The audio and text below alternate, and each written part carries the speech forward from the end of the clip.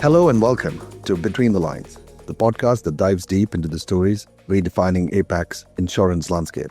Recorded here in the newsroom of InsuranceAsia News in Hong Kong. I'm Mithun Varkey, Editor-in-Chief for InsuranceAsia News. And in this episode, we're going to talk about the reports on Sompo's talks with Aspen, Willis's Japan expansion plans, and Japan's plan for a new insurance regulator, and more. We'll also give you a peek into the stories that we are working on. Our special guest for this episode is Lars Lange, the General Secretary of International Union of Marine Insurers, also known as IUMI.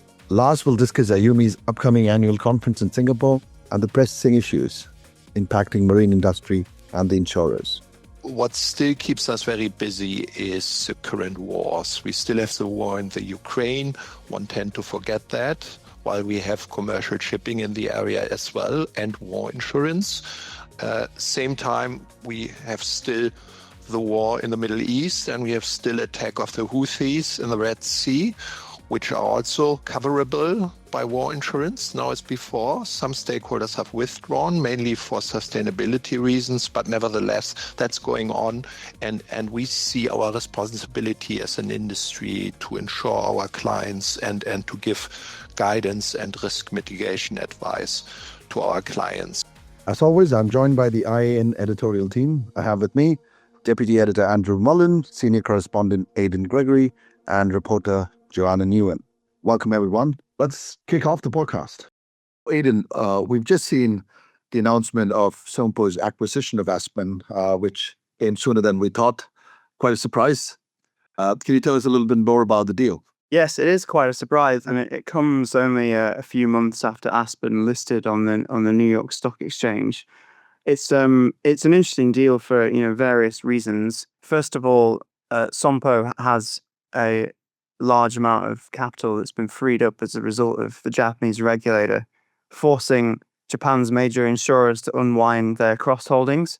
So there's this large amount of capital which needs to find another home one way or another, and the obvious thing for the Japanese insurers to do is to redeploy that capital into M&A in North America or Europe or other fast-growing regions like Southeast Asia, and that's exactly what Sompo now seems to be doing. It's quite interesting, this deal, in the sense, as you mentioned, they just listed a few months ago. This gives a full exit for Apollo. I mean, what do you make of that? Do you think it's a good sort of exit for Apollo, who's held on to that investment for a while? Yeah, it's a great result for Apollo because instead, rather than having to wait and gradually reduce its remaining large stake in Aspen over time, it's getting cleared out all in one go. The deal size is $3.5 billion, and it's a fairly generous premium. It's a 35.6% premium to the unaffected share price before news of the merger started to leak out into the press. So it's a good result for Apollo. They've been stuck in this asset for more than 5 years, which is longer than the standard investment timeline for a financial sponsor to be in an asset. I'd imagine we'll see quite a few deals coming from the Japanese in the coming days. Yes, the large Japanese insurers have been forced by the regulator to unwind all of their cross shareholdings in many, many different companies. So lots of these Japanese insurers, Sompo included, are now facing a situation where they have billions of dollars of free capital, which needs to be reinvested on behalf of shareholders. It can't just sit around in cash. It needs to go somewhere, and a lot of insurance industry sources expect that a lot of the Japanese reinsurers will redeploy a lot of this capital outside of Japan, whether that's into the US, into Europe, or into other fast-growing corners of APAC, like Southeast Asia, for example.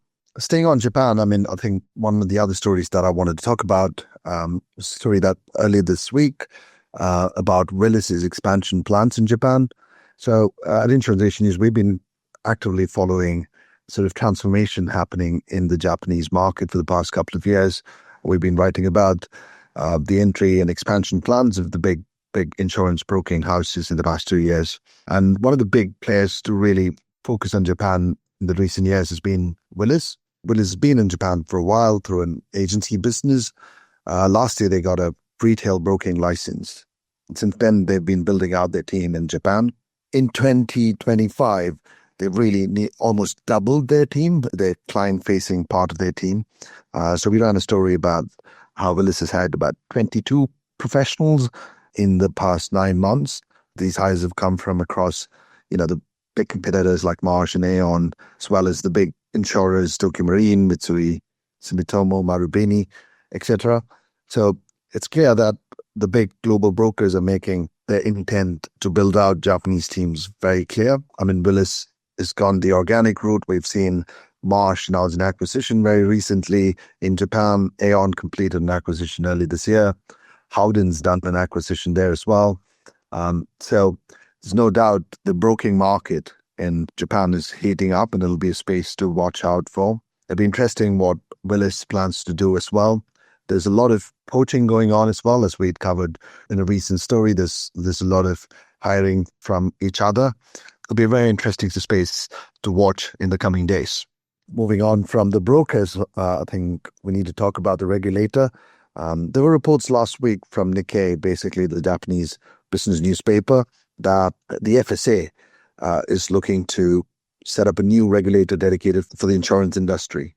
Joana, can you tell us a little bit more about it? So, in the past couple of years, Japan saw a series of scandals related to customer data leakage, as well as collusion over setting insurance premiums for corporate customers and government agencies.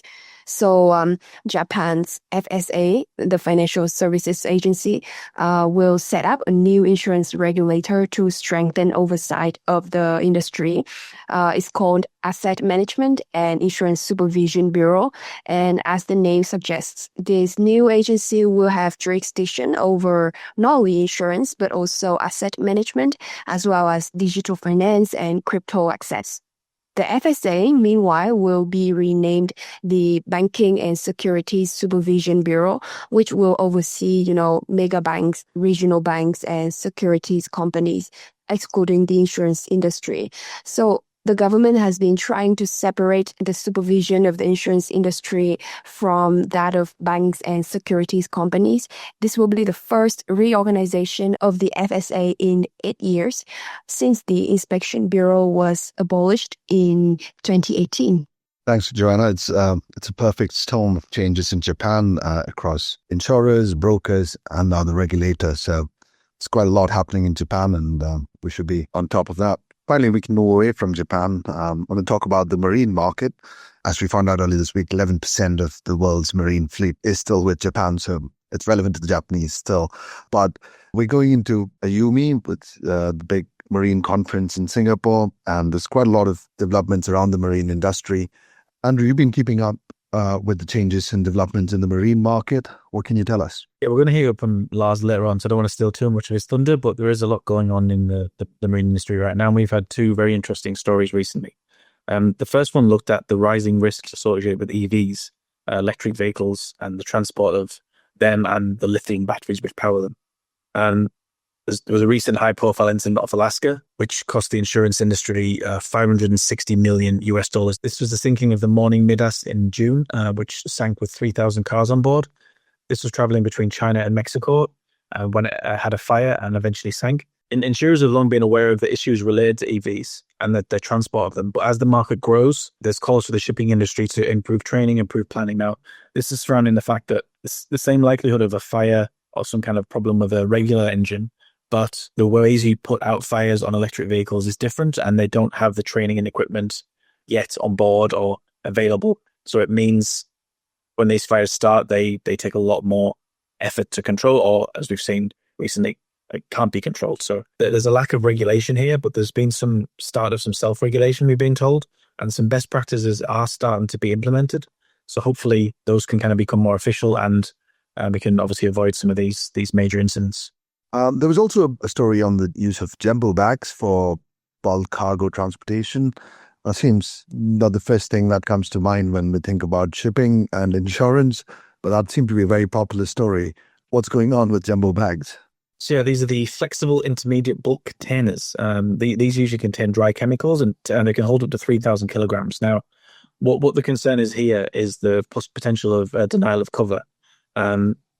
This is not a new issue, the same with EVs, but again, with the scale of them being used, it's becoming more prominent. The London P&I Club has said the growing issue is particularly a problem in Asia and Asian ports and specifically China. And this is increasing risk and then raising the possibility of denial of cover. This is concerns over poorly made bags, overloaded containers, or the way they're stacked. And earlier this year, P&I Club Guard had already said that they present a distinct challenge.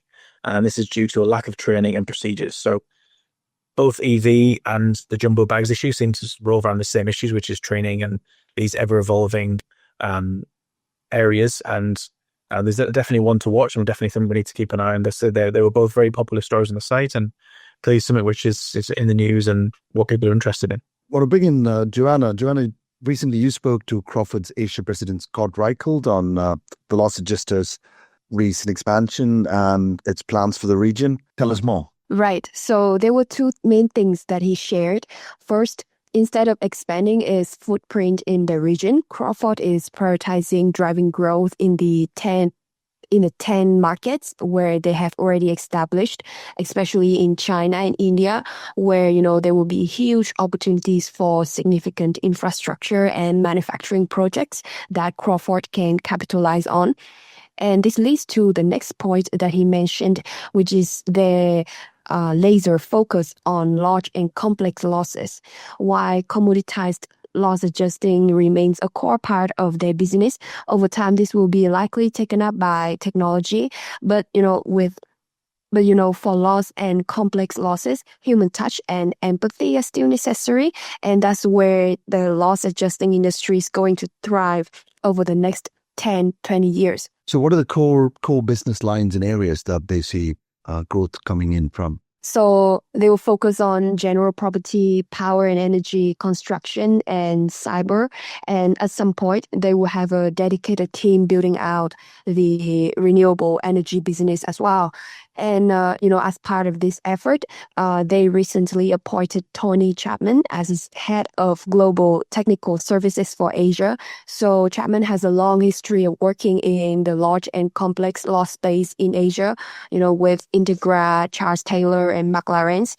And at Crawford, he's in charge of handling a portfolio of major losses, liaising with clients as well as training young talents. So there's a real trend in the industry here moving towards large and complex losses. Well, here in Asia, we can't go without natural catastrophe, and it can't be a podcast without a wrap-up of the big events in the past 2 weeks. Andrew, could you tell us about the events in Australia in the past week? Yes, well, in the last 2 weeks, actually, we've had record-breaking rain in New South Wales. This has triggered multiple flood events. And this is actually quite unusual because August is typically dry and sunny down there. And interestingly, Sydney surpassed its annual rainfall average, even though we still have about a third of the year to go. Experts said that the wetter than usual conditions were likely to continue beyond winter, with October, which is in springtime in Australia, having the highest likelihood of above average rainfall. Thanks. And, as we record on the 27th of August, Vietnam has just seen Typhoon Kajiki make landfall. Joana, do you have any updates for us? Yes. So I reached out to loss adjusters and insurers to ask about this typhoon. And they say that unlike Yagi, which happened around the same time last year, Kajiki is expected to bring limited insured losses because it did not hit the industrial areas and people living there are more used to annual typhoons. So it's not going to be a big insured loss event for Vietnam. The storm will move further inland towards the vicinity of Laos and northern Thailand after Vietnam. Great. Thanks for the update, Joana. It's been a very eventful 2 weeks. But now let's talk about stories that we are working on. What do we have in store? Aidan, what are you working on? We recently sat down with Taiping Re's ILS specialists to discuss their experience of doing their first cat bond earlier this year and their plans for potential future issuances. Thanks, Aidan. We'll look forward to that story. Joana, what's keeping you busy? So there have been reports that the 3 state-owned reinsurers in Indonesia are going to merge. They are Indonesia Re, National Re, and Tugu Re. A report from Fitch is warning that the plan could dilute the sector's capital profile rather than strengthen it, because 2 out of the 3 reinsurers are poorly capitalized and one has a large deficit.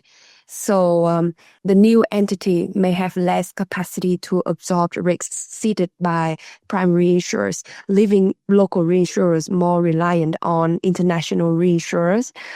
So I plan to reach out to reinsurance brokers to ask them about what they think about this and whether this will lead to a reduction in capacity for the Indonesian market. So I think this will be an interesting story to follow up on. Thanks, Joanna. I'm talking about reduction in capacity. There's the upcoming merger of Mitsui Sumitomo and AOI Nissei Dowa, the 2 big Japanese insurers, part of MS&AD Group. It's also expected to have a big impact on the Japanese market in terms of availability of capacity. So apparently insureds and risk owners are looking for alternatives to find capacity. So it could be an interesting opportunity for the Japanese market. So that'll be a story that I'll be looking into as well in the coming weeks. Great, that's a good wrap on what we're working on. Thanks, everyone. Let's get to work. Our special guest today is Lars Lange, Secretary General, IUMI.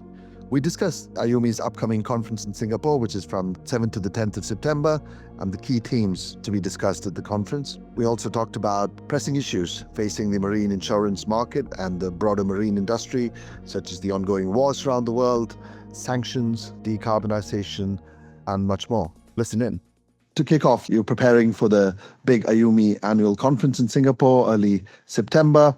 So just wanted to talk to you about the broad agenda that the conference is trying to set up.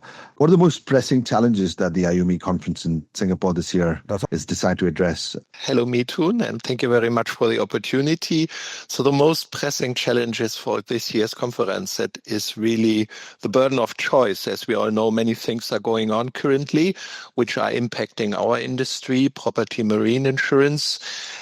But nevertheless, we have to focus in our conference, and I would emphasize particularly 3 issues, which you will see in our conference agenda for the whole 3 days, and which for sure also participants will discuss very much. And to start with, first out of these 3 is geopolitics. That's the elephant in the room, definitely. There are many things going on.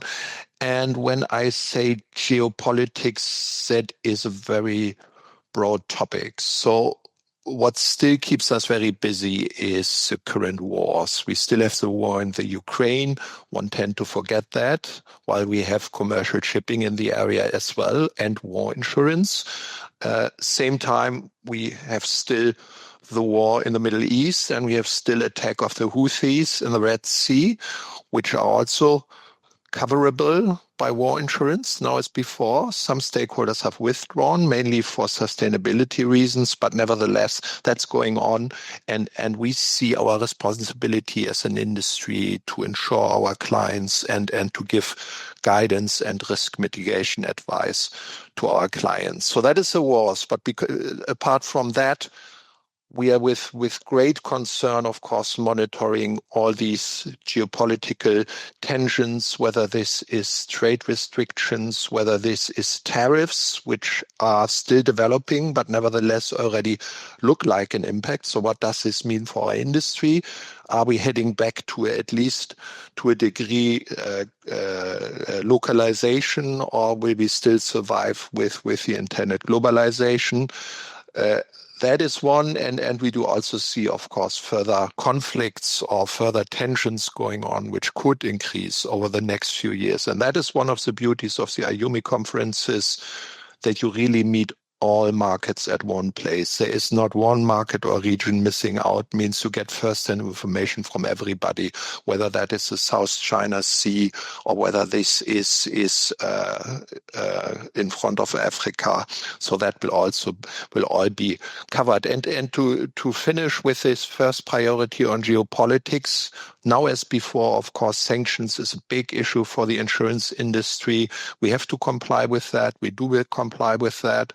We still have quality issues with the gray fleet, dark fleet, shadow fleet, whatever you call it. This alone would be a full podcast.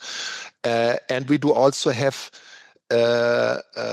situations like the oil price cap, where political stakeholders expect us to help, so to say, enabling transport of oil at a certain price without lowering sanctions. So that will all keep us busy, and that will be one of the main issues where IUMI could also be of help.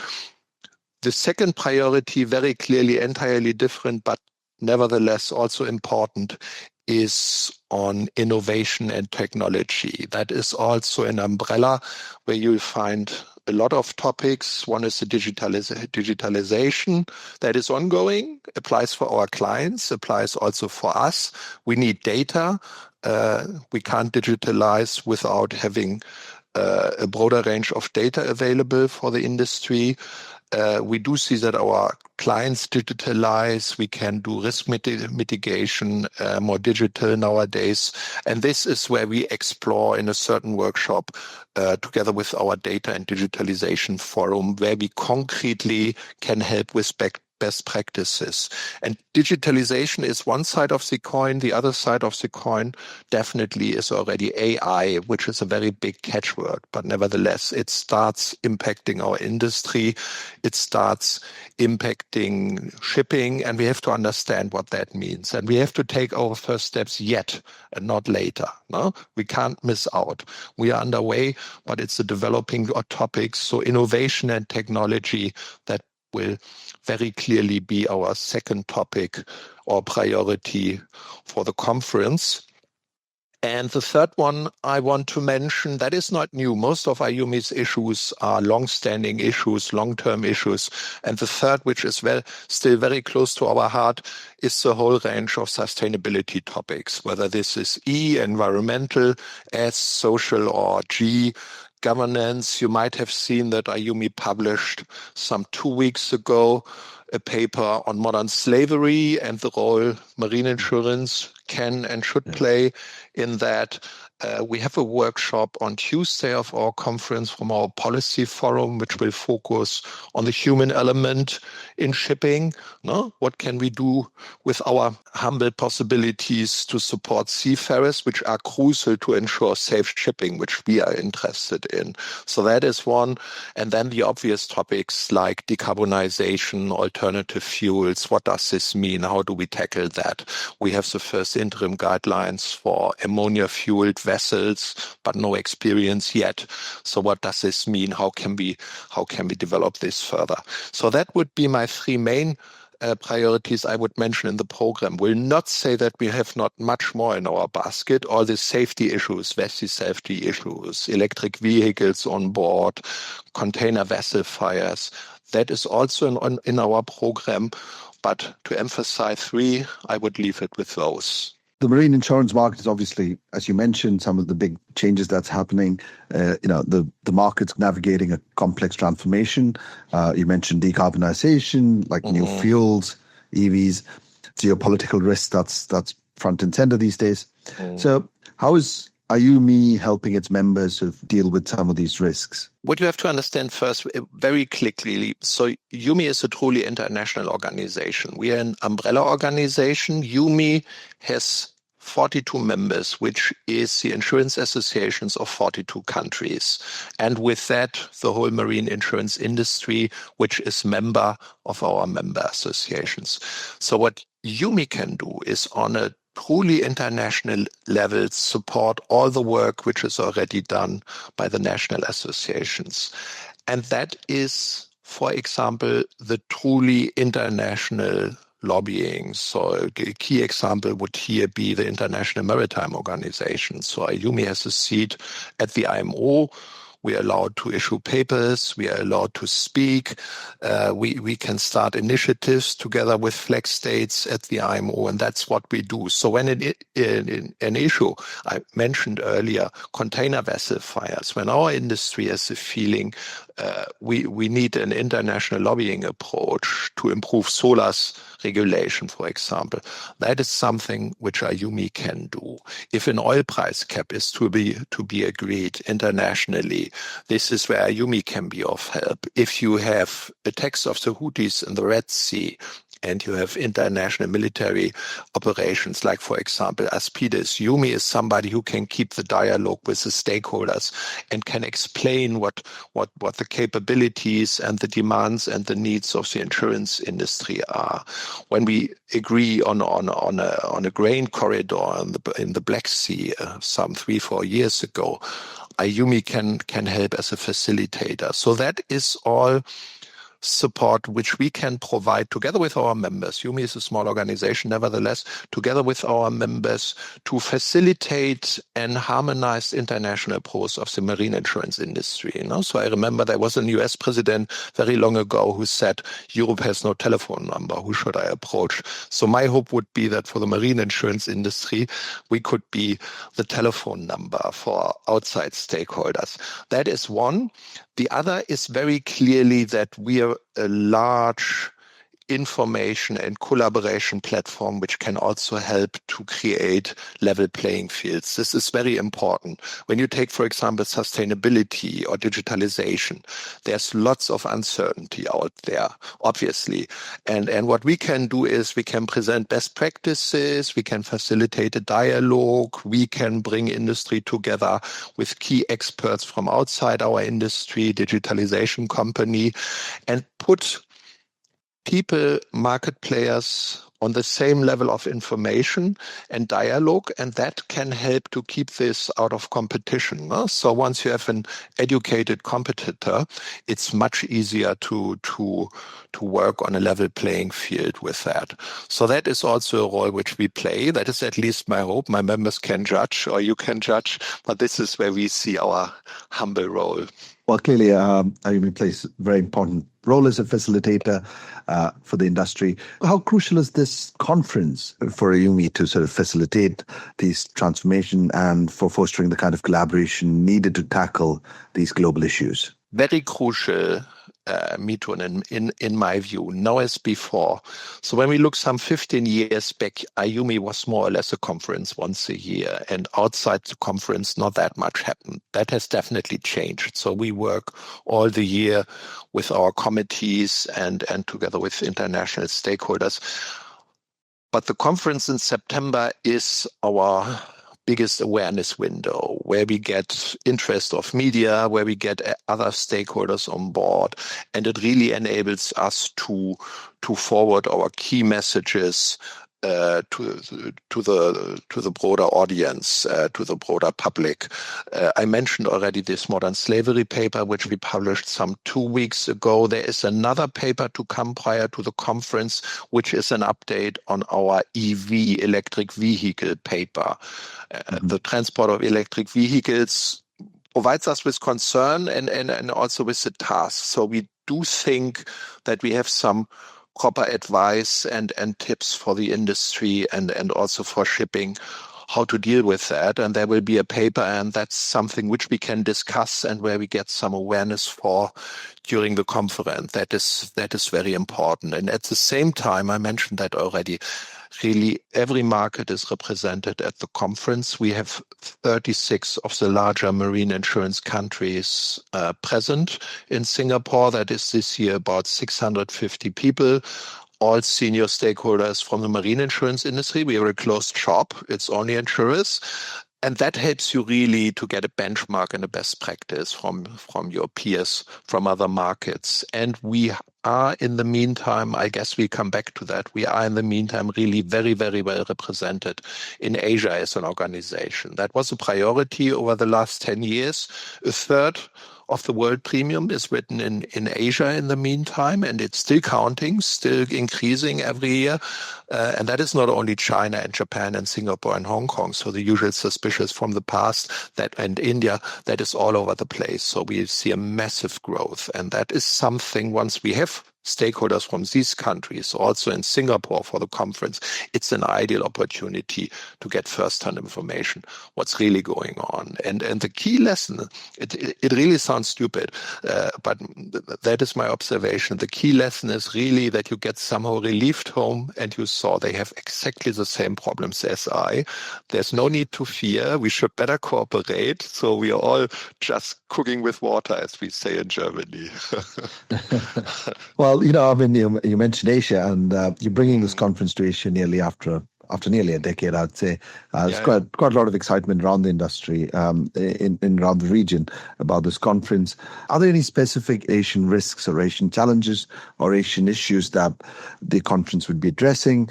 And also, how do you see the conference shaping AUMI's Asian outreach and plans to expand in the region? So the conference in Asia is very important for us. We, as you already mentioned, it is really far too long ago that we were in Asia last with a big conference. That was in 2018 in Tokyo. And then the pandemic hindered us to come back. We would have been in Seoul in 2021, so that didn't work.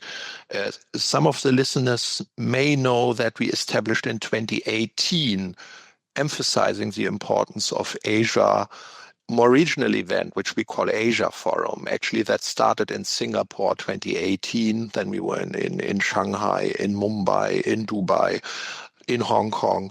And that is a local event in May emphasizing the Asian markets. It's not only for Asians, but it emphasizes on Asia. So that is another one. And we also opened, some may also know that in 2018, a regional hub, our IUMI Asia hub in Hong Kong, which is very important for us. So being back to Asia will really help us to facilitate with the markets. I wouldn't say that Asia has per se different problems or different topics. Some issues might be slightly different in certain different areas, but nevertheless, what we really face, and that comes back to what I said earlier, what we really face is that we are all dealing with more or less the same problems. The political conflicts look, of course, a bit different. If you take an example like cargo theft, that looks a bit different everywhere. We have cargo theft all over the place. It's very organized. In Europe, for example, it's very rough. In Latin America, combined with hijacking, it is a bit calmer in Asia, but nevertheless seen. So this is where we can benchmark, no? But I think it's good news that we have not an entirely different world to face when it comes to marine insurance in the meantime in Asia. Nevertheless, we are still catching up with the markets and still embracing further markets.